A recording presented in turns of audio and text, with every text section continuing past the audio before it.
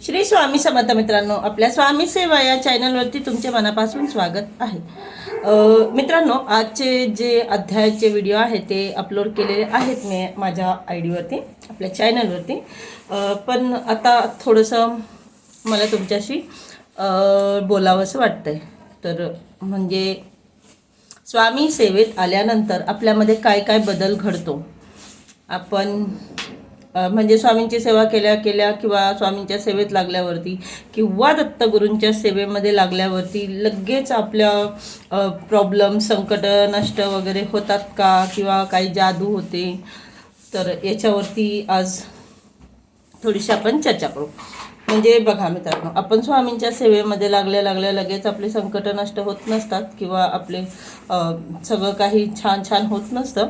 तर पण कसं आहे, स्वामी आपल्याला हळूहळू बदलतात. म्हणजे हा माझा अनुभव आहे. मी सेवेमध्ये आल्यानंतर माझी जी जर्नी आहे, जशी मी 3 ते 2-2.5 वर्षापासून जसे मी सेवेमध्ये लागले, तर माझी जी जर्नी आहे स्वामींच्या सेवेची, त्या सगळ्या गोष्टींना अनुभवून मी एक म्हणजे मला माझं समजतं की माझ्यामध्ये काय काय बदल आले. म्हणजे पहिलं कसं होतं मित्रांनो माझं, की मी भरपूर टेन्शन घ्यायचे, खूप ओव्हर थिंकिंग करायचे. आता बघा, आयुष्य आपलं कधीच, आपल्या आयुष्यात कधीच सगळं ओके कधीच नसतं, सगळं परफेक्ट कधीच नसतं. एक गोष्ट मिळाली तर दुसरं काहीतरी कुठंतरी चुकत असतं, किंवा ते सुधारवलं तर मग आणखीन दुसरं काहीतरी नवीन उत्पन्न होत असतं. म्हणजे आपल्या डोक्याला नेहमी काम चालूच असतं. पण तेव्हा म्हणजे माझं असं असायचं की प्रॉब्लेम आले ना की मी घाबरून जायचे. काहीतरी टेन्शन आलं किंवा काही फायनान्शियल असू द्या किंवा मेडिकल प्रॉब्लेम असू द्या किंवा काही पण कोणासोबत आपल्या नातेसंबंधांमध्ये प्रॉब्लेम आले की टेन्शन घ्यायचं, विचार करत राहायचा, ओव्हर थिंकिंग करत राहायची, मग दुःखी व्हायचं. त्यानंतर स्वतःला दोष द्यायचा की अरे आपण इथं चुकलो, तसं चुकलं, आपण हे नाही करायला पाहिजे होतं, ते नाही, असं सगळं माझं होतं. म्हणजे मी अशी होते. पुन्हा आणखीन फायनान्शियल प्रॉब्लेम आली तरीसुद्धा विचार करत बसायचं, रात्रभर झोपायचं नाही, फक्त टेन्शन घ्यायचं आणि कसंही करून हे झालंच पाहिजे, हे केलंच पाहिजे, नाही झालं तर कसं व्हायचं, लोक काय बोलतील, असं सगळं माझं, मी अशी होते.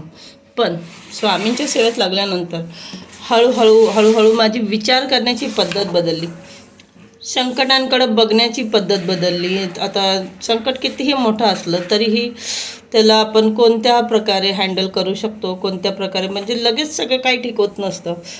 आपल्याला खूप सहनशील व्हायला लागतं. आणि जेव्हा ह्या सगळ्या गोष्टी आपल्यासोबत घडत असतात तेव्हा आपल्याला आपलं मन, आपलं डोकं शांत ठेवायला लागतं. आणि हे हळूहळू माझ्यासोबत झालं. जसं मी जेव्हापासून सेवेत लागले तेव्हापासून मला हे सगळे अनुभव आले की दिवसेंदिवस आपण देवाला मागितलं, देवाला नवस केला, बरोबर सगळं नीट होत नसतं. तर देव आपल्याला हे नाही शिकवत, जादू नाही करत देव, की तुम्ही मला नवस केला आहे तर आता तुम्ही माझ्या सेवेत आले तर आता सगळी जादू होणार आणि सगळं ठीक करणार मी, असं कोणतेच देव नाही करत. त्यांची पद्धत हां, ते करतात, सगळं ठीक करतात, पण असं काही मॅजिक वगैरे होत नसतं. ते आपल्याकडूनच त्या सगळ्या गोष्टी सुधरवून घेत असतात.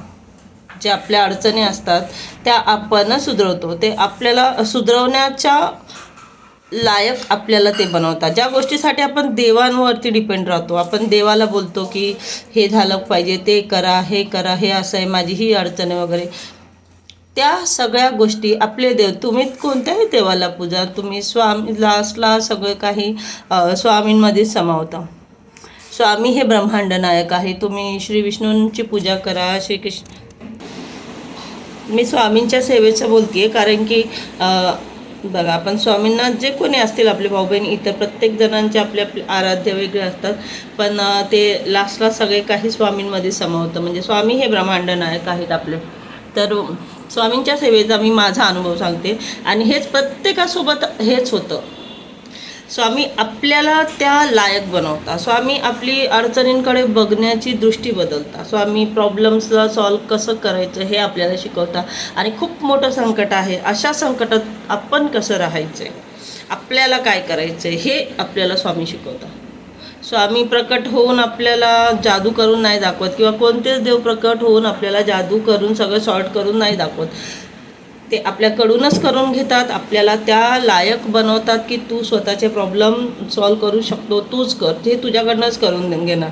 फक्त आपल्या त्या गोष्टींकडे बघण्याची दृष्टी बदलते, विचार करण्याची पद्धत बदलते. अडचण आली, संकट आली तर थोडं थांब, पेशन्स ठेव, असं सगळं स्वामी आपल्याला शिकवतात. आणि मग त्यानंतर हळूहळू आपण पुढे जातो आणि मग आपल्याला समजतं की अरे होय, आधी मी उगाचच इतका पॅनिक होत होतो किंवा मी इतकी ओव्हर थिंकिंग उगाचच करत होते. होतात गोष्टी, सॉल्ट होतात. कितीही मोठं संकट असलं तरी थोडं थांबलं, थोडं विचार केला किंवा जर काहीच नाही आहे आपल्या हातात, आता माझ्याकडनं काहीच होत नाही, तर सर्व परिस्थितीवरती सोडून द्या आणि बघा काय होतंय. आणि इतक्या सगळ्या चक्रामध्ये जर आपल्याला काही त्रास होत असेल तर थोडासा त्रास सहन करा. आपलं कसं असतं की मला त्रासच नाही झाला पाहिजे, मला त्रासच नाही झाला पाहिजे, माझं सगळंच चांगलं असलं पाहिजे. पण स्वामींच्या सेवेत आल्यानंतर आपली विचार करण्याची पद्धत बदलते. आपण थांबणं शिकतो, आपण थोडं पेशन्स करणं शिकतो, आपण जी परिस्थिती आहे तिच्यामध्ये जगणं शिकतो. बघा, आपण थोडंसं थांबलं ना, गोष्टी आपोआप सॉल्ट होतात, आपोआप. हे सगळं म्हणजे मला स्वामींच्या सेवेत आल्यानंतर कळालं. याआधी मी अशी नव्हते. आणि आता कितीही संकट असतं, टेन्शन पण येतंच, पण कुठं ना कुठं एका मनाच्या एका कोपऱ्यामध्ये एक गोष्ट माहिती असते की सगळं ठीक होईल. बघूया, थोडं थांबून बघूया काय होतं, असं सगळं. तर बघा, स्वामींच्या सेवेत आल्यानंतर माझ्यासोबत हे सगळं घडलं आहे मित्रांनो. आणि जे कोणी भाऊ बहीण, मित्रमैत्रीण ज्यांच्यापर्यंत माझा व्हिडिओ पोहोचला आहे त्यांना काय वाटतं, त्यांच्यासोबत पण असंच झालं आहे का, तर प्लीज मला कमेंटमध्ये नक्कीच कळवा. आणि जर तुम्हाला मला काही प्रश्न विचारायचे असतील तर तुम्ही मला कमेंटमध्ये विचारू शकता मित्रांनो. माझे व्हिडिओज जर तुम्हाला आवडत असतील तर लाईक करा, फॉलो करा, शेअर करा आणि आपल्या चॅनलला पुढे नेण्यात मला मदत करा. श्री स्वामी समर्थ मित्रांनो.